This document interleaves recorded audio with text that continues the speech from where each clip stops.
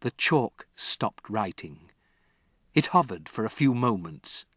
Then suddenly it dropped to the floor with a tinkle and broke in two.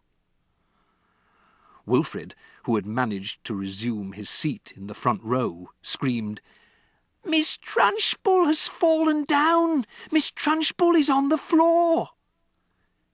This was the most sensational bit of news of all, and the entire class jumped up out of their seats to have a really good look. And there she was, the huge figure of the headmistress, stretched full length on her back across the floor, out for the count. Miss Honey ran forward and knelt beside the prostrate giant. "She's fainted," she cried.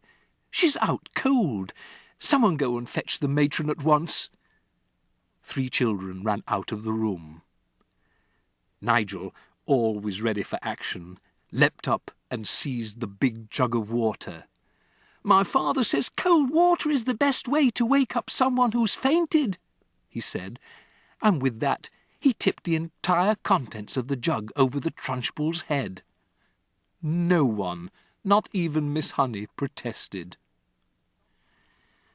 As for Matilda, she continued to sit motionless at her desk. She was feeling curiously elated. She felt as though she'd touched something that was not quite of this world, the highest point of the heavens, the farthest star.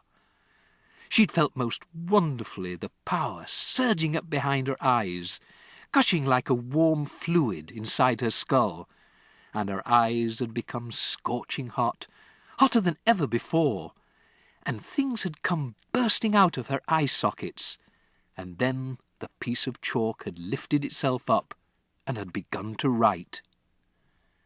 It seemed as though she had hardly done anything.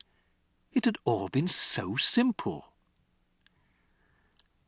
The school matron, followed by 5 teachers, 3 women and 2 men, came rushing into the room. "My golly, somebody's floored her at last," cried one of the men, grinning. "Congratulations, Miss Honey."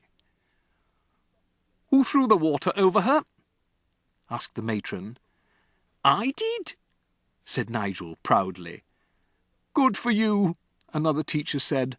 "Shall we get some more?" "Stop that," the matron said. "We must carry her up to the sick room."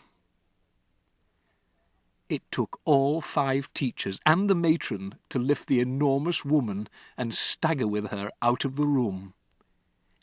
Miss Honey said to the class, "I think you'd all better go out to the playground and amuse yourselves until the next lesson." Then she turned and walked over to the blackboard and carefully wiped out all the chalk writing. The children began filing out of the classroom.